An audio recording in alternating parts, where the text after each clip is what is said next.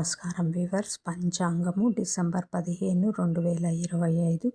శ్రీ విశ్వావసునామ సంవత్సరము, దక్షిణాయనము, శరదృతువు, మార్గశిర మాసము, బహుళపక్షమి, సోమవారము, ఏకాదశి రాత్రి 9:21 వరకు, తదుపరి ద్వాదశి.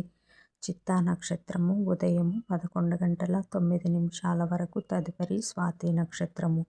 వర్జము సాయంకాలం 5:27 నుండి 7:17 వరకు.